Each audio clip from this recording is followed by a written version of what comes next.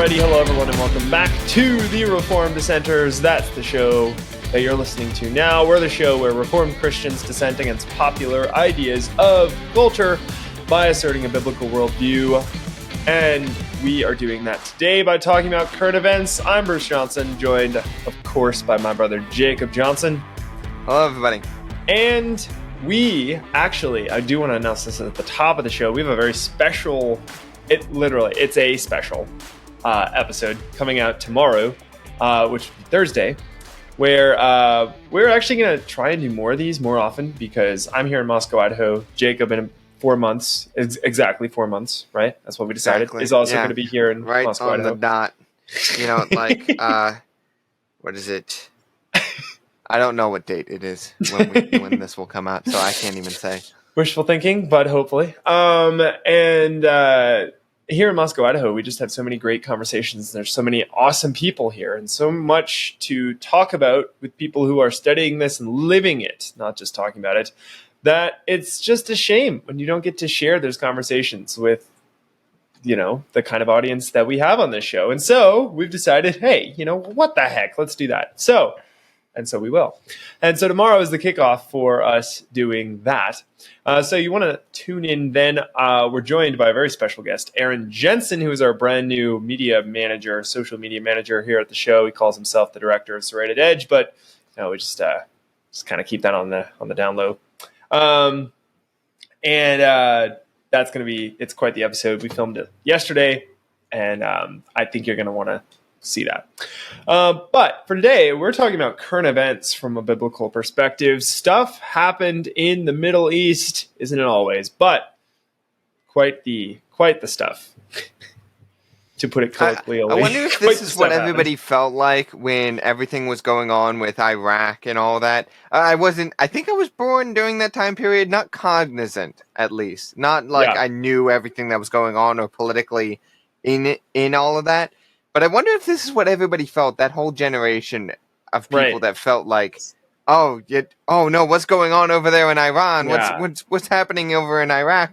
Constant tumult and insanity. So stuff happened, and then the U.S. was somehow threatened by Iran, and etc. So we're going to talk about so much of that and more. And then we've also got a theological discussion for you at the end of this episode. Probably a shorter one today, but who knows with the title of this. Who knows how long this could take. When the heathen nations vainly rage is what we're going to be discussing today. What the heck does that look like? What does that mean? Why is that a thing? Why do they do this? And how do we, and more importantly, how does God respond to that? Because my word, is that happening today. But before we get into all that, we have to do what we always do, and that's talk about our verse of the week. And our verse/passage this week is 2 Corinthians 10, 3 through 5. One we've talked about numerous times before on the show, but it's just so darn good, we had to do it again. So 2 Corinthians 10, 3 through 5 says, "For though we walk in the flesh, we are not waging war according to the flesh. For the weapons of our warfare are not of the flesh, but have divine power to destroy strongholds. We destroy arguments and every lofty opinion raised against the knowledge of God, and take every thought captive to obey Christ." And again, that's 2 Corinthians 10, 3 through 5. So lest you think, love thy neighbor as thyself simply means let thy neighbor live in his sin and do nothing about it. Don't talk to him about it at all, or take it one step further, which is what we're doing here in Moscow, Idaho. Lest you think love your neighbor as yourself means, oh, they want to live in a heathen town, so let's let them destroy a town with heathenism, rather than doing what the Bible calls us to do, which is to make every nation a disciple of him. How is it loving to allow people to destroy themselves? Right? What does James say? For he who knows to do good, but doeth it not, to him it is sin. If you know this is what God has called you to do, you know that you are meant to Christianize the nations. God is doing that, but he's called you to go forth through his power and make the nations disciples of him. Then how is it loving to your neighbor to sit there and let him have all of these crazy, crazy ideas and do whatever he wants and not stand in opposition to that? when we are actively going forth, what are we told will happen? What are we told is the result of us going and making disciples of every nation? Well, we're told here, we destroy arguments and every lofty opinion raised against the knowledge of God, and take every thought captive to obey Christ. Before then, there's this contrast of not waging war as we think of it today. We think of war, as we're about to discuss in a minute with Iran and Israel, etc., is, shoot the other guy before he shoots you with earthly weapons. And what does the Muslim faith believe? Oh, we conquer through what? The barrel of a gun or the end of a sword. That is not Christianity. We are the exact opposite of that. And yet, it's infinitely more powerful than any barrel of a gun or sword or any of those earthly weapons, fleshly weapons, could possibly be. Because the weapons of our warfare are not of the flesh, but they have divine power to destroy strongholds. This is when we're talking about postmillennialism versus premillennialism. And we go into this, the premillennialists go into the vault and they say, we got nothing here. Postmillennialist goes into the vault, looks behind the curtain, pulls it back and says, hey, we've got a nuclear bomb. Let's use it. We have divine power to destroy strongholds. Infinitely more powerful than the wooden pitchforks outside. Right? So that's what we're dealing with here. Let's use it. And so when we have our theological conversations and our theological discussions at the end, we're not just postulating about random ideas, thinking up, like, oh, hey, this is a cool thought. We're not just sitting here just like thinking about, like, oh, that's cool. Yeah, this philosophizing, however you say that, right? We're not just armchair theologians. This theology should cause you to take action, should cause you to take every thought captive to Christ, should cause you to destroy strongholds, should cause you to go, therefore, and disciple the nations. And so when we talk about what Jacob is in a couple seconds about to discuss, keep that in mind and start thinking about what this all means in the grand scheme of things, right? And with that, I'll pass it over to Jake to chat about this just insanity that is happening right now in the Middle East. Yeah, so I wanted to start out today with a question, sort of like a question. When I was forming my document here, I came up with this question as sort of like a headline for a news article or something, but kind of like this question is Israel's attack on Iran illegal? Of course, with that, I have to explain, what is this attack that Israel did? After the attack, before the attack happened, one day earlier, this is in the article, it explains the attack, and I'll go through a quote here. One day earlier, warplanes struck Iran's vast diplomatic compound in the Syrian capital's Meza district, reportedly killing 7 Iranian military officers. So what was happening? Why did Israel attack a diplomatic compound? What was that all about? It's a little weird, and of course, Iran had a lot of deep misinformation added into their stuff when they were trying to explain what was going on. First of all, 6 military officers were killed, not 7.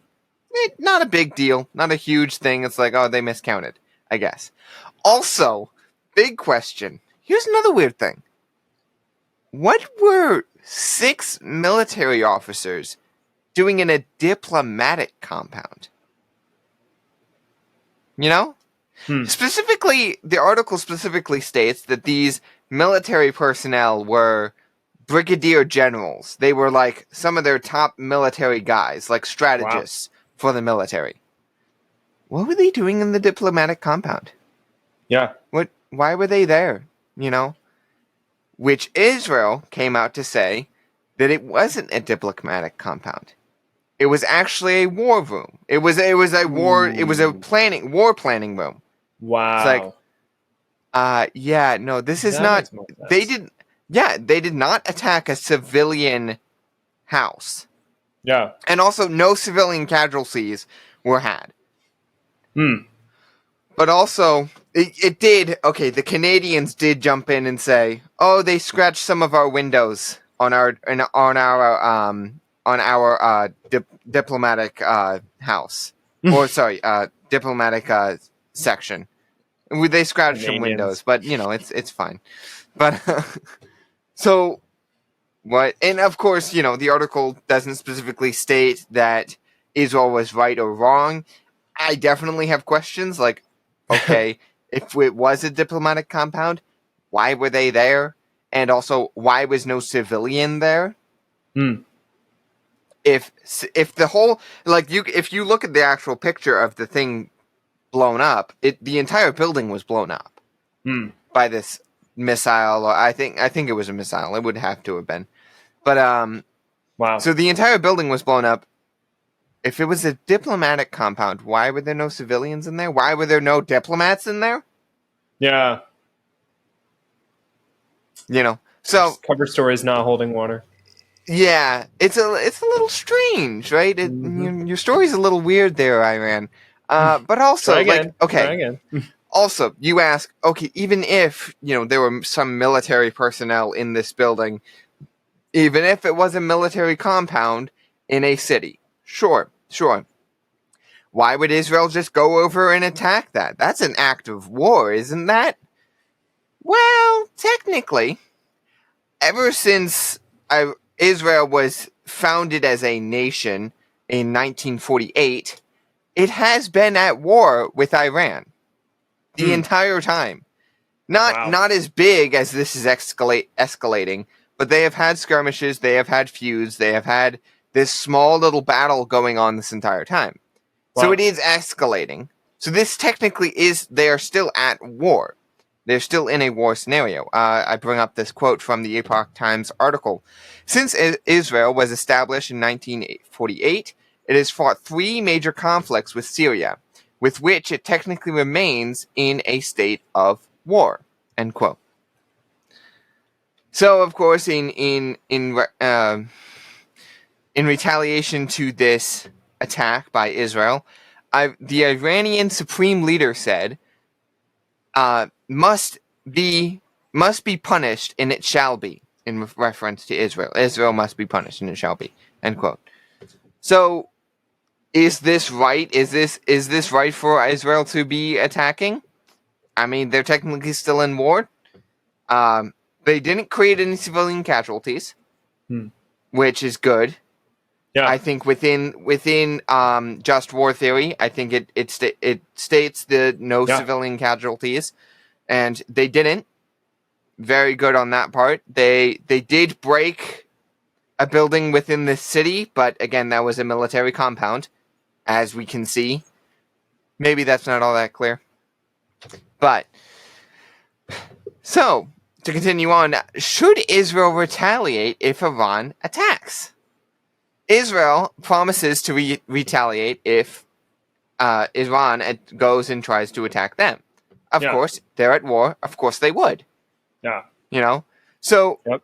but Iran was saying, we're gonna go after them. They as I said in that last quote, they must be punished and they shall be. I mean, this is war going on. Not to say that it's all just, not to say that both parties are right in this war, that either Israel or Iran are right or wrong. I just am thinking, why are we hating on Israel because they're at war and they're doing war things? Right. We're trying to take this, we're trying to act as if this is peace, not war. We're trying to say, oh no, they're instigating something here. No. They're just continuing the battle that they've had. You could make the point, they should end the battle, but then again, you have things like Hamas that happen, where the Hamas just comes in and kills people, kills women and children, does even worse things, destroys their town. this is a wartime, and there have been other articles the Epoch Time has come out with talking about the connection between Iran and Hamas. There is a connection, but we won't get into that this week. But of course Israel will retaliate. The defense minister for Israel came out and said, "In this war, we are being attacked from more than one front, from different directions. Any enemy that tries to attack us will be first of all met with a strong defense." Again, that was the defensive minister of Israel. So, of course, any attack, they're going to meet it with a strong defense. So, which Iran did attack Israel. And Iran attacked Israel more brutally than Israel attacked Iran. So, for a little bit more context, why I'm kind of bringing this up is both parties, both Israel and Iran, are kind of going to the UN saying, "Hey, they attacked us, this is an act of war," and, they're trying to get sympathy. They're trying to get, the UN to say, "Oh no, Iran is being attacked. Oh no, we need to come to their aid. Israel, big bad Israel needs to be stopped," or the other way around. Israel is going to the UN saying, "Oh, Iran is attacking us." It's like, no, you two are at war. Yeah. And again, I'm not on either side here. I'm not going to say Israel is totally right or Iran is totally right. Yeah. We just kind of know in the past Iran has been not good. Yeah. So Yep. I'm kind of siding with Israel, but I can understand both are not doing great things. They're both continuing this war that shouldn't be really continued. But again, if Iran keeps attacking Israel should keep defending itself. They shouldn't just lie down and be destroyed. Which leads me to this point. Iran did attack Israel. And guess what? Okay, Israel sent one missile, destroyed one building. With military personnel in it. Over 300 missiles and drones were sent to Israel. 300. Wow. Yeah. Oh my goodness. And Bruce, this is something really, really cool. How many of those do you think actually made it and actually hit Israel? Like a fifth of them maybe, or like an eighth maybe? 99% did not. Wow. They defended 99% of the missiles. Man. Which they've been great, at it for years with their oh network, my goodness, yeah. What do they call it? Shield or Iron something? Dome. Yeah. Iron Dome. Yeah. Yeah.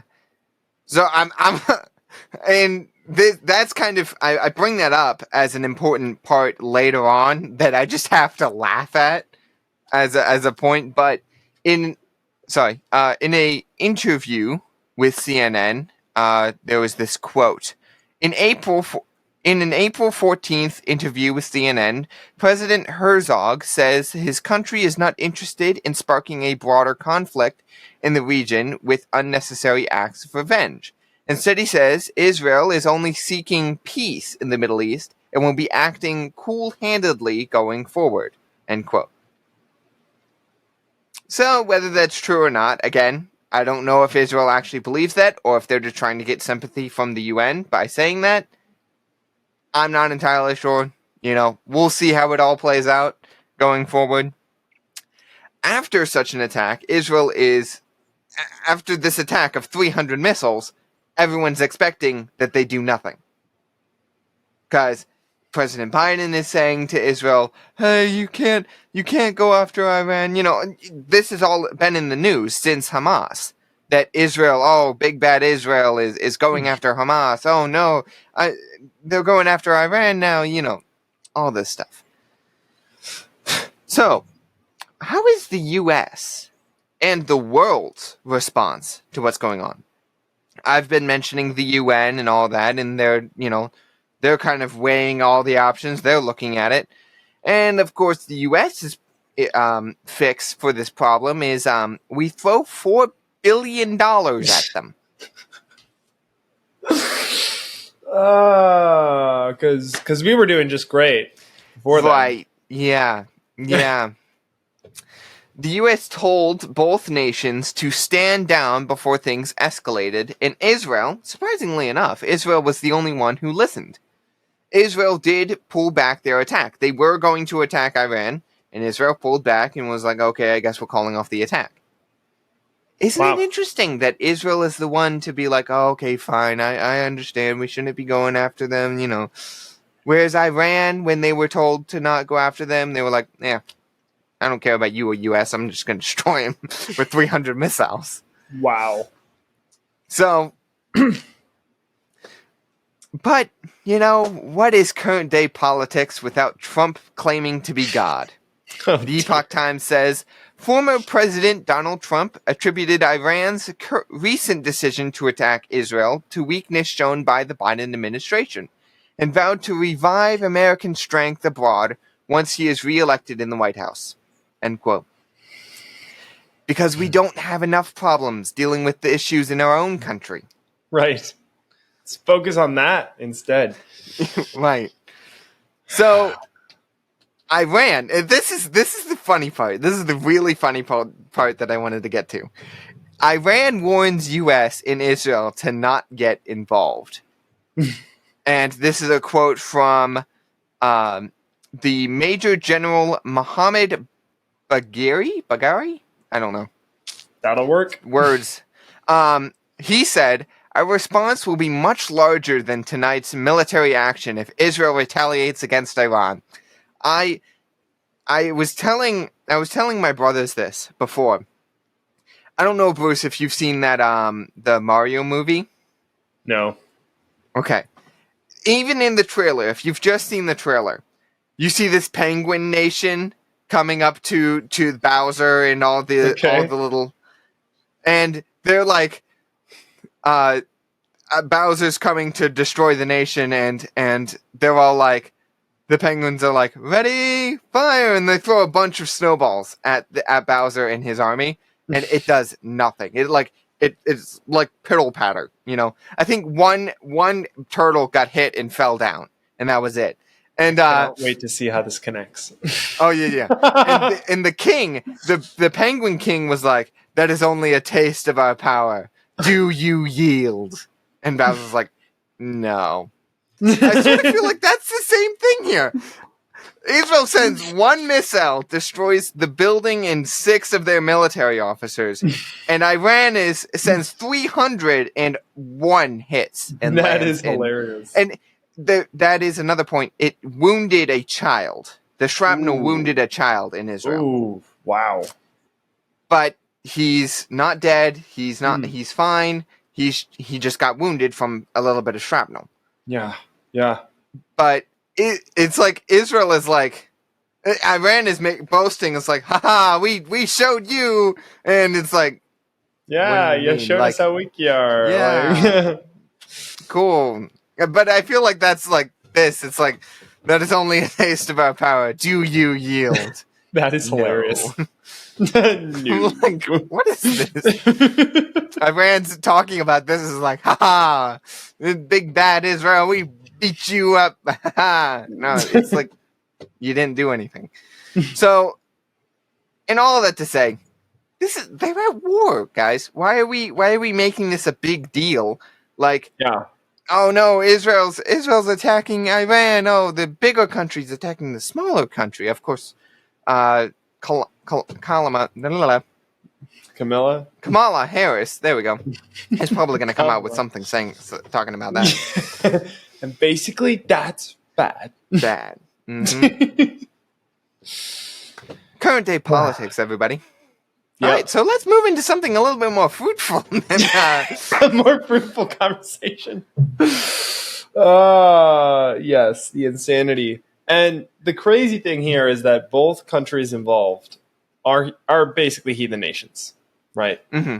Israel celebrates pride parades all over the place. They're openly fine with all of that, which God calls abominations. They are not. You can't be fully in Israel's court either, and I wouldn't say that I am.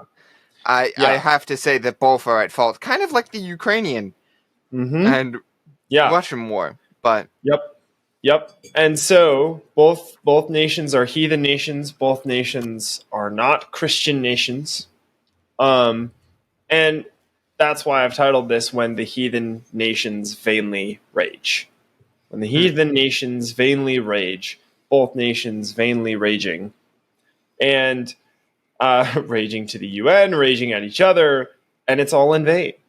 And in case you missed it, this is from Psalm 2. But I really just want to read two longer passages. One of them is from Romans, and the other is from Ezekiel. And they discuss God's reaction to heathen nations thinking that they are the ones in charge. And this was actually something that was brought up on the Tucker Carlson, Pastor Wilson interview, which was really good. I've watched the first initial 10-minute clip of it on X, artist formerly known as Twitter. And it was really good. And the point that he raised was all of these nations that are not Christian nations that are trying to make themselves heathen nations, right? They're trying to burst the bonds of God, the chains, the law that restrains their sinful natures. They don't want anything to do with anything that would restrain their natures. They want to be as absolutely sinful and corrupt as they possibly can be, which is what all the rulers at the beginning of Psalm 2 want. They are trying to become deities. They're trying to become gods, right? That's what they're aspiring to. And it's foolishness, it's insanity, and God has an answer. Romans 1, 18 through 23. For the wrath of God is revealed from heaven against all ungodliness and unrighteousness of men, who by their unrighteousness suppress the truth. For what can be known about God is plain to them. It's plain to them. What they need to know about God, all the things that they need to know in order to not be fools, is plain to them, because God has shown it to them. For his invisible attributes, namely his eternal power and divine nature, have been clearly perceived ever since the creation of the world in the things that have been made. So they are without excuse. For although they knew God, they did not honor him as God or give thanks to him, but they became futile in their thinking. And this bit is important. Why do they vainly rage? Because of this next part here. They became futile in their thinking, and their foolish hearts were darkened. Claiming to be wise, they became raging fools and exchanged the glory of the immortal God for images resembling mortal man and birds and animals and creeping things. Romans 1, 18 through 23. That's the inevitable result of all of those rulers. What does it say next in Psalm 2? God sits in the heavens and laughs. He holds them in derision, confusion, in utter chaos. What did he do at Babel when the same thing happened? Chaos, confusion, insanity. They couldn't understand each other. Their foolish hearts were darkened. And here, same thing. Heathen nations, that's their ultimate demise. But if you've been reading along in your Bible challenge, this week we're reading through Ezekiel. And I'd like to take it's a rather large chunk, but I think it's just so pertinent to this conversation. Ezekiel 22, 23 through 31, quote, "And the word of the Lord came to me, Son of man, say to her, you are a land that is not cleansed or rained upon in the day of indignation. The conspiracy of her prophets in her midst is like a roaring lion tearing the prey. They have devoured human lives. They've taken treasure and precious things. They've made many widows in her midst. Her priests have done violence to my law and have profaned my holy things. They have made no distinction between the holy and the common. Neither have they taught the difference between the unclean and the clean. And they have disregarded my Sabbaths, so that I am profaned among them. Her princes in her midst are like wolves, tearing the prey, shedding blood, destroying lives to get dishonest gain. And her prophets have smeared whitewash for them, seeing false visions and divining lies for them, saying, Thus says the Lord God, when the Lord has not spoken. The people of the land have practiced extortion and committed robbery. They've oppressed the poor and needy, and have extorted from the sojourner without justice. And I sought for a man among them who would build up the wall and stand in the breach before me for the land, that I should not destroy it, but I found none. Therefore, I have poured out my indignation upon them. I have consumed them with the fire of my wrath. I have returned their way upon their heads, declares the Lord God. Ezekiel 22, 23 through 31. The ultimate end of nations that do what Psalm 2 warned them about. Be wise, O rulers of the earth. Be warned. Kiss the Son, lest he be angry and you perish in the way. Kings of the earth, the rulers, need to know this. Doesn't matter what their country of origin is, whether it's Israel, whether it's Iran, whether it's Russia, whether it's the Ukraine, whether it's America, Great Britain, Canada, Mexico, China, Japan, all of them. Be warned. Kiss the Son, lest he be angry and you perish in the way. For his wrath is quickly kindled, and how does it end? Blessed are all who take refuge in him. That's what the takeaway is here. These nations are going to face the same judgment Israel did several times. The destruction, utter annihilation of Israel because of what they've done. And how many other nations throughout our history, the last even 2,000 years, empires that have risen in like just massive empires, British, Roman, you name it, reduced to rubble. Now what is England? Just an itty-bitty island in one little sliver of the world. They've got nothing. That's what happens when you desert the law of God. When that is not something that is a high priority for your nation. That's where you will end up. That's where Iran is going to end up. That's where Israel is going to end up. It's where America is very quickly going to end up if we don't course correct now. And on Friday, we're going to talk much, much more about what that course correction looks like. Any quick 30-second thoughts, Jake, or before we wrap up? No, not. I think that was great, perfect for this specific circumstance. But no, I don't have much thoughts. No. Well, thank you all in the audience so much for listening to us. Thank you, Jake, for all your hard work researching this, putting it all together. All of those will be linked below, so you should do your own research. As we always say, check out those articles for yourself.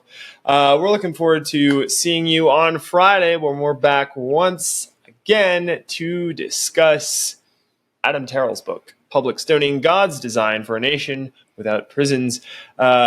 And we are talking about chapters 7 and 8 this week, so check that out. Follow us on all of our social media platforms because we now have a social media manager who's posting stuff all the time. Awesome stuff now. So those are very living pages as opposed to when I was running them and I just didn't have the time to post a ton of stuff there. So you should totally check those out if you've been holding back on that. Follow us on Gab, Instagram, Facebook, Twitter, all the places we're posting stuff. Thank you for all of you who are already doing that. We will see you on Friday, and remember everyone, until then, in all that you do, do it as unto the Lord.